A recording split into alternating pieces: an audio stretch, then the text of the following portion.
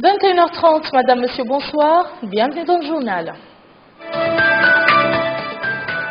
Le président de la République reçoit le chef d'état-major de l'armée populaire algérienne et le représentant spécial du secrétaire général des Nations Unies pour le Sahara occidental. Le Conseil des ministres adopte des projets de loi, dont celui destiné au financement du projet de production du sucre et l'acquisition d'unités de production d'électricité fixe.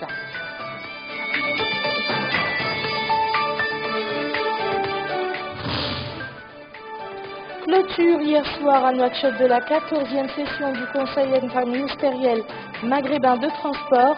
Entre autres recommandations, le renforcement des infrastructures des transports dans les pays de l'UMA. Merci, Madame, Monsieur, de vous joindre à nous. Le président de la République, Mohamed Ould Abdel Aziz, a reçu en audience en début d'après-midi le chef d'état-major de l'armée populaire algérienne, le général Ahmed Qaïd Saleh. La rencontre s'est déroulée en présence du chef d'état-major national, le général de division Mohamed Ould Cheikh Mohamed Ahmed et son Excellence M. Zehani Abdelhamid, ambassadeur d'Algérie dans notre pays.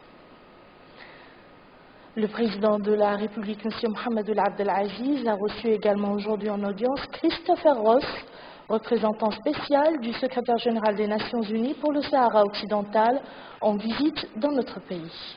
L'audience s'est déroulée en présence du ministre des Affaires étrangères et de la coopération, M. Hamad El Hamadi, et M. Abdallahi Ould Ben Ahmed, chargé de mission à la présidence de la République. Et à sa sortie d'audience, le responsable onusien a fait la déclaration suivante. Écoutons-le.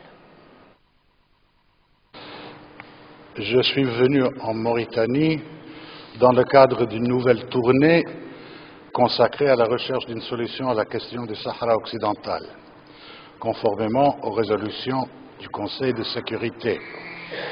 La situation dangereuse dans la région du Sahel et son voisinage rend une solution plus urgente que jamais. À cet égard, j'ai eu un entretien très utile avec son Excellence le Président Ould Abdel Aziz sur le meilleur moyen de faire avancer le processus de négociation. Je présenterai les conclusions de ma tournée au Conseil de sécurité le 22 avril prochain. Merci. Je vous le disais en titre, le Conseil des ministres s'est réuni aujourd'hui sous la présidence du président de la République, Mohamed Ould Abdel Aziz. Le Conseil a examiné et approuvé les projets de loi suivants. Projet de loi autorisant la ratification des statuts de l'Institut de normes et de météorologie des pays islamiques, signé par le gouvernement de la République islamique de Mauritanie le 6 novembre 2012 à Jeddah. Projet de loi autorisant la ratification de l'accord sur la promotion, la protection et la garantie des investissements entre les États membres de l'Organisation de la Conférence islamique, signé par le gouvernement de la République islamique de Mauritanie le 6 novembre 2012 à Jeddah.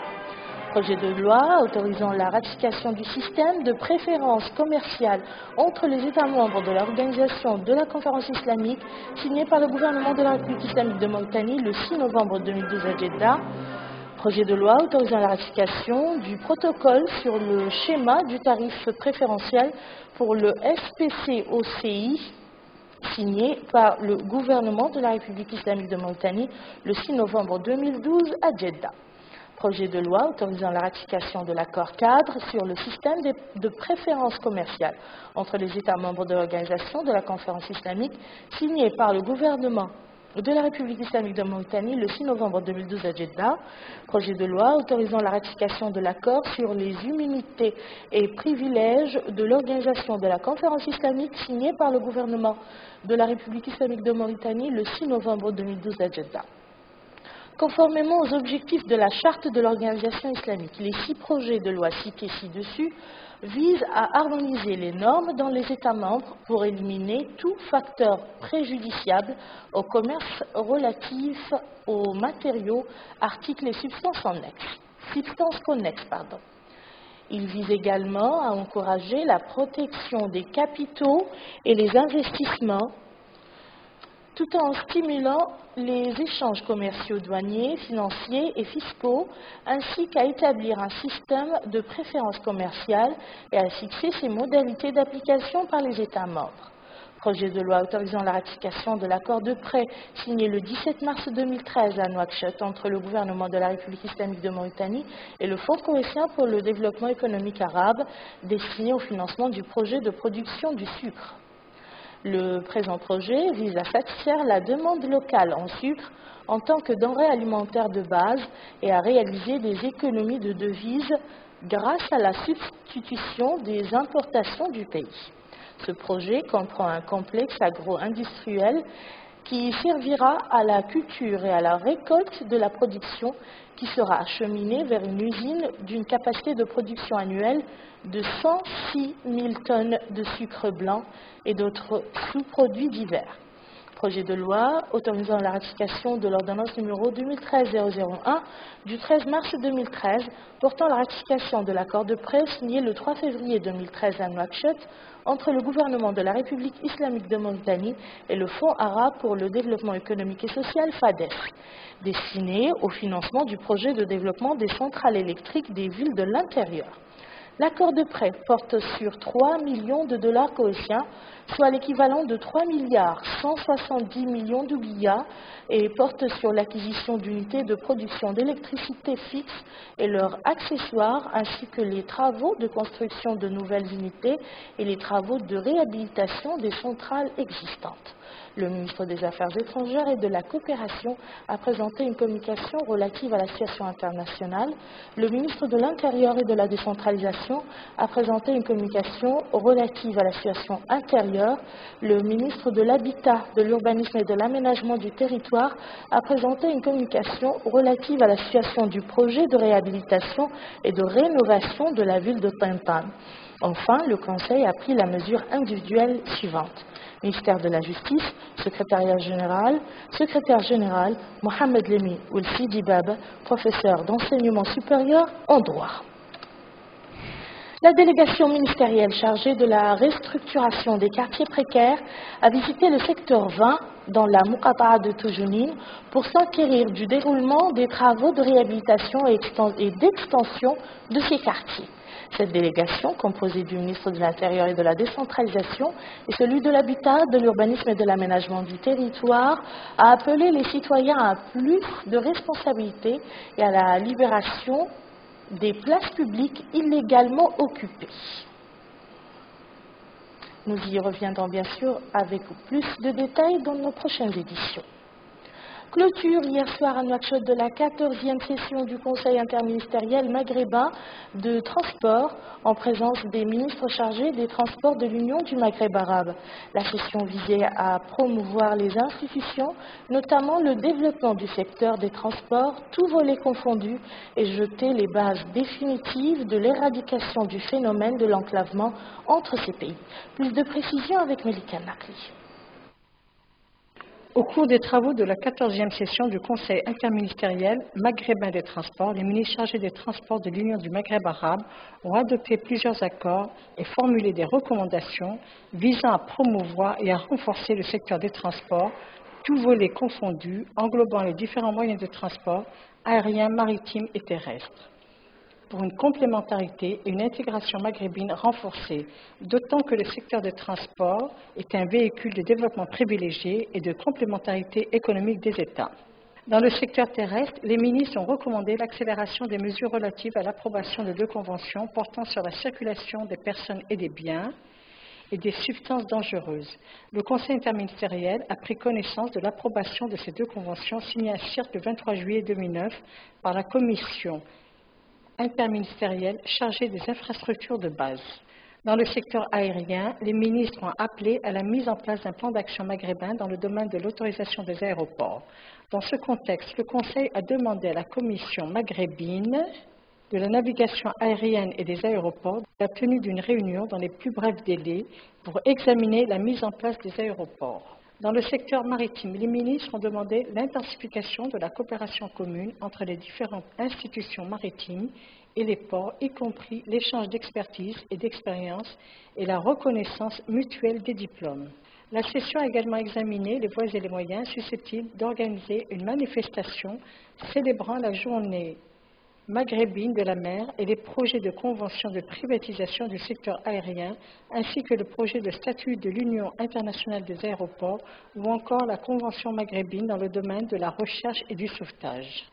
Le procès-verbal sanctionnant les travaux de cette 14e session comprend également une convention portant sur la création d'un chemin de fer reliant les pays membres. Le ministre des Transports marocain a, au nom de ses collègues, remercié les autorités mauritaniennes pour la réussite de cette 14e session du Conseil interministériel maghrébin des Transports. Il a été décidé de la tenue de la prochaine session à Tunis. Le ministère de la Culture, de la Jeunesse et des Sports a entamé ce jeudi les préparatifs pour la célébration de la première édition de la Journée nationale du sport qui coïncide avec le premier vendredi du mois d'avril de chaque année. Dans ce cadre, une réunion regroupant les secrétaires généraux des ministères s'est tenue jeudi dans les locaux du ministère de la Culture, de la Jeunesse et des Sports à Nouakchott.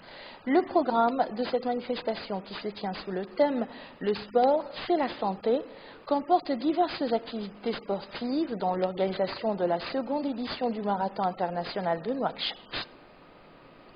Lancement aujourd'hui à Nouakchott d'une journée de réflexion sur les moyens de mise en œuvre de la stratégie nationale du mécanisme de développement propre. Cette journée est organisée par le ministère délégué auprès du Premier ministre chargé de l'Environnement et du Développement durable en collaboration avec le PNUD. Compte rendu de Cheikh Mechar Sabou. Les participants à cette journée de réflexion ont suivi des exposés et des débats se rapportant aux perspectives du développement propre, son cadre juridique et institutionnel, les entraves à l'exécution de cette stratégie en Mauritanie, ainsi qu'une présentation des axes de cette politique.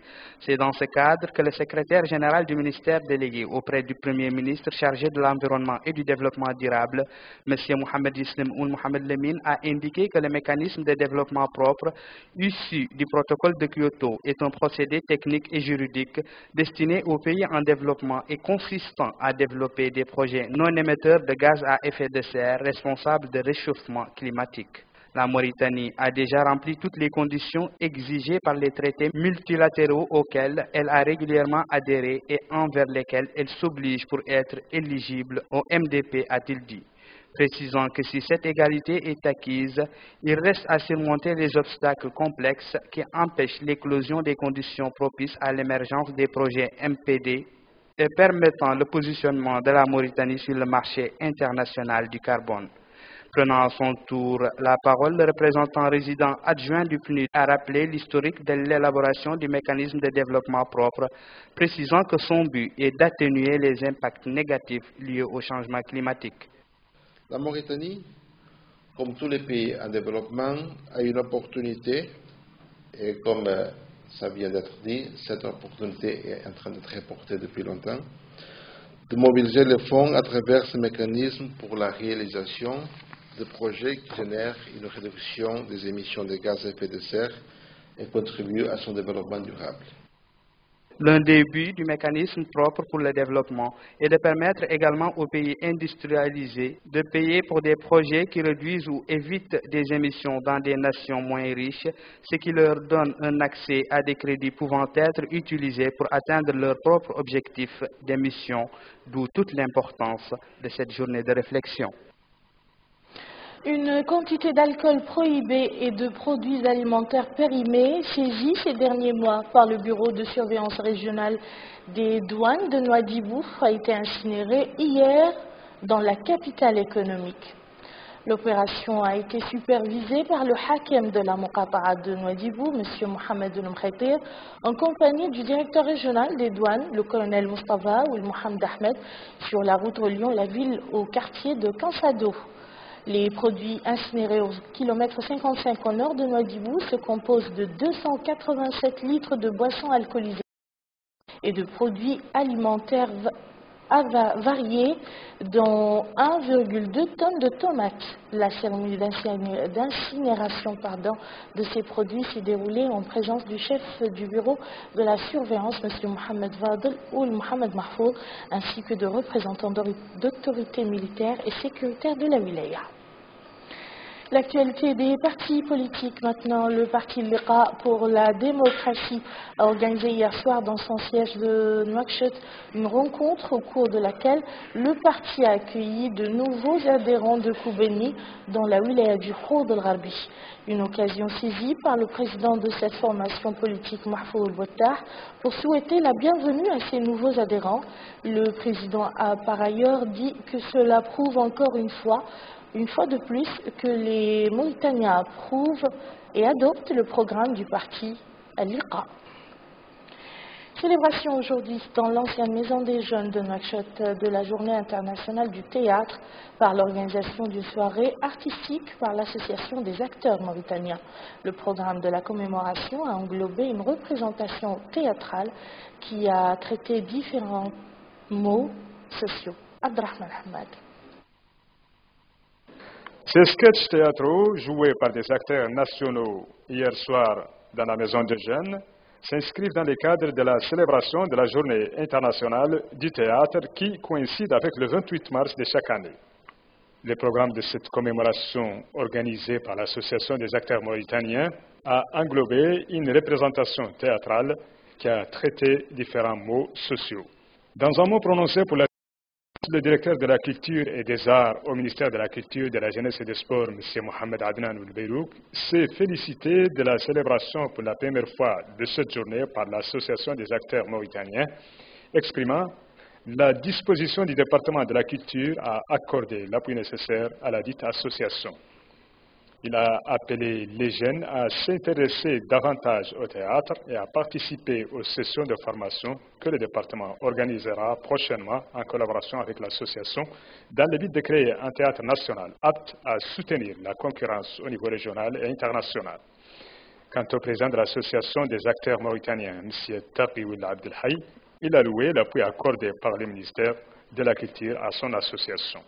Il est à noter que le département de la culture, de la jeunesse et des sports accorde une importance progressive au développement du théâtre et aux différentes activités culturelles.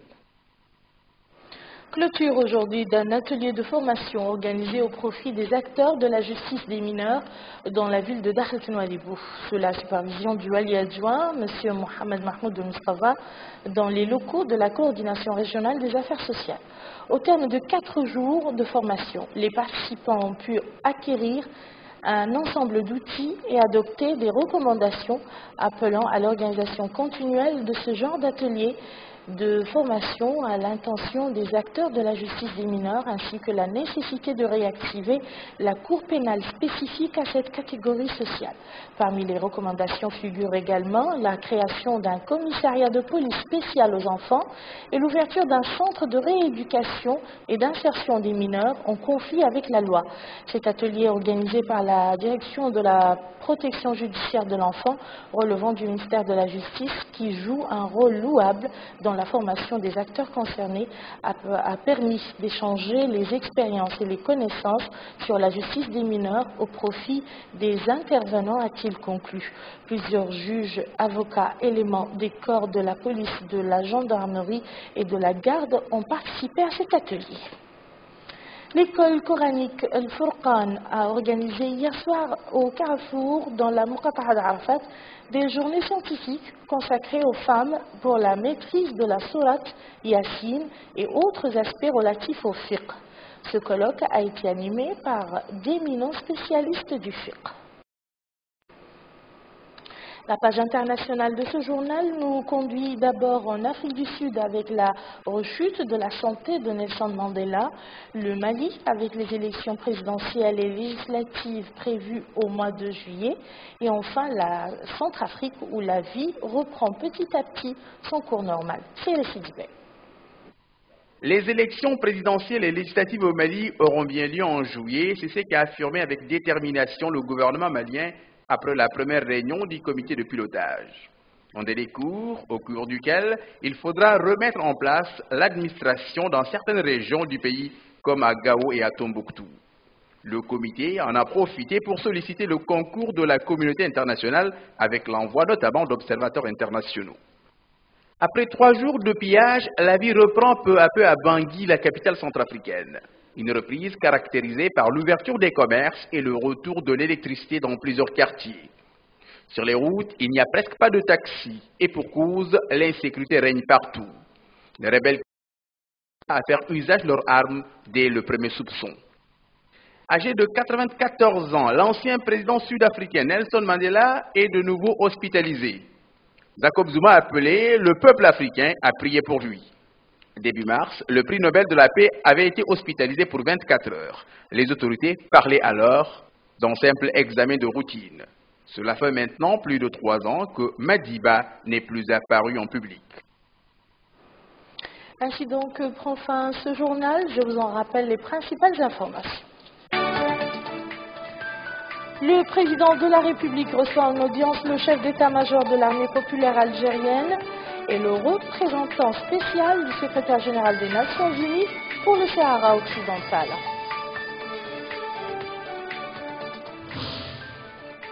Le Conseil des ministres adopte des projets de loi, dont celui destiné au financement du projet de production de sucre et l'acquisition d'unités de production d'électricité fixe.